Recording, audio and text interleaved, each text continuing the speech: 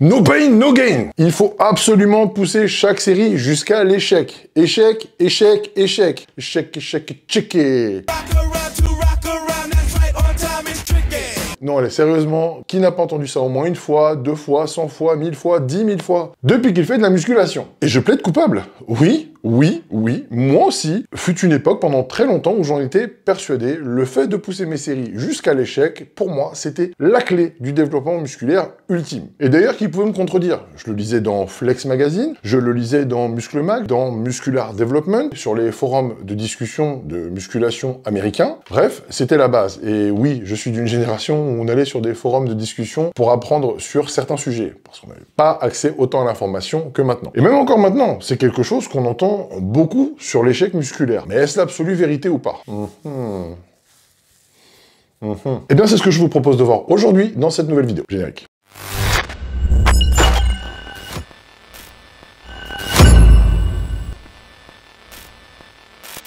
Bonjour à tous, je suis Bika, soyez les bienvenus sur ma chaîne YouTube. Avant toute chose, je vous laisse, comme d'habitude, vous abonner à cette chaîne, liker cette vidéo, la partager, y laisser des commentaires, etc. Oui, toujours un énorme plus pour le référencement de ma chaîne. Je vous invite aussi à venir voir mes offres de coaching, mes plans alimentaires et d'entraînement et ma gamme complète de compléments alimentaires en cliquant sur un des liens dans la barre de description ci-dessous. Donc aujourd'hui, on va se demander s'il est réellement nécessaire de pousser chacune de vos séries jusqu'à l'échec pour un maximum d'hypertrophie ou pas. Eh bien, les premières recherches scientifiques sur ce sujet ont conclu à une supériorité en termes de résultats de l'entraînement basé sur les séries qui allaient jusqu'à l'échec, comparativement aux entraînements où les séries étaient stoppées avant l'échec musculaire. Et ça a eu pour conséquence de confirmer cette croyance qu'on avait dans le monde de la musculation au sujet du training jusqu'à l'échec. Mais par la suite, on a commencé aussi à avoir l'énorme importance du volume d'entraînement sur les résultats en termes d'hypertrophie. Et on s'est donc légitimement posé la question, est-ce qu'en fait, la supériorité du training jusqu'à l'échec, elle est due à justement cette notion d'échec musculaire, ou n'est-elle pas plutôt due au fait que s'entraîner de cette manière, eh bien, ça implique aussi un volume d'entraînement plus important? C'est logique, si tu vas à l'échec, tu grattes obligatoirement quelques répétitions supplémentaires à chaque série, et tu fais ainsi monter le volume total d'entraînement sur tes muscles, comparativement à si tu t'arrêtes un petit peu avant l'échec total. Et bien, suite à cela, un certain nombre d'études ont été réalisées et sont venus totalement ébranler la première théorie qui prenait que l'échec musculaire était supérieur pour la prise de muscle. Et à ce titre, on peut citer une étude réalisée par un ponte du monde du fitness et de la musculation qui est Brad Schoenfeld en 2021. Et cette étude, eh bien, elle est venue confirmer que non, l'entraînement jusqu'à l'échec n'est pas supérieur en termes d'hypertrophie. En effet, on a pu y voir qu'entre deux groupes, dont un s'entraînait jusqu'à l'échec et l'autre s'arrêtait à quelques reps de l'échec, eh bien, la croissance musculaire avait été à peu près similaire entre les deux groupes. Et plus encore, certaines études ont même conclu que s'entraîner à l'échec pouvait être contre-productif et ralentir votre récupération pendant et après la séance. Comme par exemple cette étude de 2017 qui a montré que s'entraîner jusqu'à l'échec musculaire avait parfois décalé le temps de récupération entre les séances de 24 à 48 heures. Le souci, c'est que cette fatigue accumulée sur le temps, c'est un risque de blessure supplémentaire, c'est un risque de stagnation et même de ras-le-bol de la salle de sport. Mais alors comment se fait-il que cette première étude a pu être erronée? Eh bien, on s'est rendu compte que vraisemblablement, le problème, et ce qui a pu induire en erreur, c'est qu'en fait, beaucoup de pratiquants n'ont pas vraiment la notion de ce que c'est réellement l'échec musculaire. L'échec en musculation, ça se définit comme étant ce moment où tu ne peux pas faire une répétition de plus sur un mouvement donné en gardant une forme d'exécution correcte. Par exemple, si tu fais un curl bar, tant que tu peux exécuter une flexion des avant-bras sur les bras, sans avoir à balancer le corps dans tous les sens et ressembler à Shakira en plein concert, eh bien non, tu n'es pas à l'échec. Ça peut commencer à être difficile, ça peut commencer à brûler, mais tant que la phase concentrique de ton mouvement monte proprement sans l'aide de quelqu'un ou à l'aide de mouvements parasites, alors tu n'as pas atteint l'échec musculaire. Et le souci, c'est que beaucoup de pratiquants, ça j'ai même pu le voir en coaching, eh bien ils interprètent l'échec comme étant le moment où ça commence à brûler dans les muscles et où les répétitions commencent à devenir difficiles. Mais la brûlure musculaire ou le fait qu'on commence à galérer à faire un mouvement, eh bien ce n'est pas forcément égal à l'échec musculaire. Faut pas confondre le fait de sortir de sa zone de confort et l'échec musculaire, et c'est là où le bas blesse. Et d'ailleurs à ce sujet, on estime que beaucoup de pratiquants sous-estiment d'environ 5 reps leur proximité de l'échec. Ça veut dire qu'une personne peut faire une série, s'arrêter en pensant s'être arrêtée à environ 3 reps de l'échec, alors qu'en fait elle était à 8 reps de l'échec. Et c'est ce qui s'est certainement passé dans l'étude de départ, c'est qu'on s'est fié au ressenti de certains pratiquants qui pensaient être à l'échec, alors que non, ils n'y étaient pas vraiment, et pour certains, il est possible qu'ils en étaient même loin. Mais par contre, tout ça, ça a permis de mettre en évidence, eh bien, l'importance du concept de ce qu'on appelle RIR pour Reps in Reserve ou répétition en réserve. Oui, je sais, ça sonne moins glamour en français. Et c'est tout simplement le nombre de répétitions que l'on a en réserve avant d'arriver à l'échec. Et le constat qui a pu être fait à ce sujet, c'est que bien qu'il ne faille pas nécessairement s'entraîner jusqu'à l'échec complet, eh bien l'inverse est aussi vrai et il faut quand même s'approcher suffisamment proche de l'échec pour pouvoir obtenir de bons résultats en termes d'hypertrophie, comme l'a d'ailleurs clairement conclu une méta-analyse réalisée sur le sujet en 2022. On estime qu'à partir de la zone de 5 RIR, donc à partir du moment où il reste réellement 5 répétitions en réserve avant l'échec, on est déjà dans une zone relativement optimale pour la prise de masse musculaire. Mais attention, ça reste quand même un concept à prendre avec une certaine pondération, puisque tous les exercices en musculation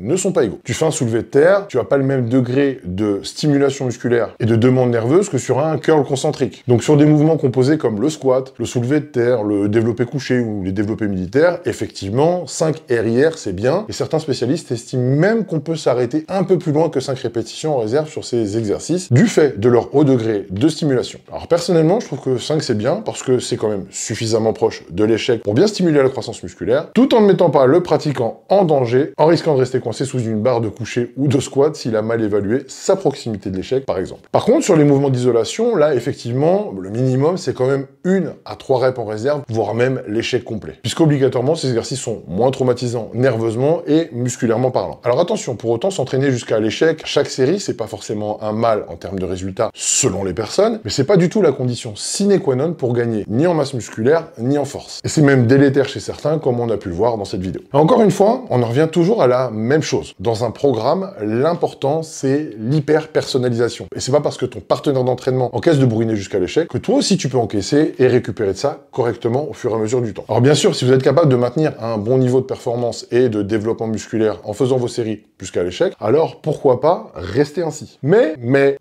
je vais quand même vous donner mon avis en tant que coach à ce sujet et ce que j'ai pu constater parce que je suis relativement nuancé sur le sujet. En général, quand je prends en main quelqu'un qui n'a que peu d'expérience ou très peu d'expérience dans la musculation, je lui conseille d'aller jusqu'à l'échec ou presque parce que c'est vraiment le moyen de s'assurer que la personne va vraiment se pousser fort puisque 99,99% du temps, il ou elle ne va pas jusqu'à l'échec réel et s'arrête en réalité bien avant sans s'en rendre compte. Et c'est normal. Par la suite, quand la personne évolue, il y a toujours un moment où je leur demande par contre d'aller à l'échec réel sur certains exercices. Vraiment de se pousser jusqu'à temps que la barre ne monte plus. Parce que j'estime que ça fait partie de l'apprentissage. Si on veut être capable de s'arrêter vraiment à quelques reps de l'échec quand j'en donne la consigne. C'est logique. Si tu connais pas la sensation des reps avant l'échec et de l'échec complet en lui-même, si je te demande de t'arrêter à 3 reps de l'échec, ça sera assez souvent au pif. Et comme on l'a vu, beaucoup de gens sous-estiment leur nombre de reps en réserve de beaucoup. Et ça peut même être vrai chez les pratiquants confirmés. Et d'ailleurs, il y avait même une étude de 2016 qui avait montré que même des pratiquants avec 4 ans d'expérience avaient grandement sous-estimé cette donnée. Et au final, ce que j'ai pu remarquer, c'est que quand on pousse trop de séries à l'échec réel sur une séance, eh bien ok, on gratte quelques reps éventuellement à chaque série, mais la fatigue musculaire, elle est parfois telle que la performance finit par décroître de série en série. Et au final, on fait effectivement plus de reps par série, mais par contre, le degré de fatigue et musculaire et nerveux peut être relativement important, et du coup, on est obligé quand même de diminuer la charge de série en série, et parfois de beaucoup. Et donc, qu'est-ce qui se passe? Eh bien, on finit avec un volume total sur la séance moindre, puisque la charge a trop baissé au fur et à mesure des séries. Or, on connaît tous l'importance capitale du volume d'entraînement pour le développement musculaire. Un autre souci avec le principe des séries à l'échec, c'est que d'un point de vue musculo-tendineux, j'ai pu remarquer que ceux parmi mes élèves qui avaient un comportement assez bourrin et qui allaient à l'échec sur une grosse quantité d'heures série, souvent j'ai remarqué qu'ils se plaignaient de tendinite au bout d'un certain temps. Alors pour autant, en tant que coach, je ne suis pas du tout contre le concept de série à l'échec, mais juste, je vous dirais plutôt de le faire de manière assez pondérée. Et donc de garder ce travail ou pour du travail d'isolation sur vos dernières séries, ou alors sur certains mouvements composés, si vous avez un bon partenaire d'entraînement, ou si vous bossez aux machines, effectivement, là vous pouvez pousser peut-être la dernière série d'un exercice jusqu'à l'échec. Par contre, là où je suis absolument contre est sur le squat ou sur le soulevé de terre, vu les charges poussées ou soulevées, car même avec une excellente technique, on peut vraiment se faire extrêmement mal si on gère mal les derniers reps. Donc training jusqu'à l'échec, oui, mais avec grande modération, stratégiquement placé dans vos séances et avec certaines exceptions. Mais selon moi, surtout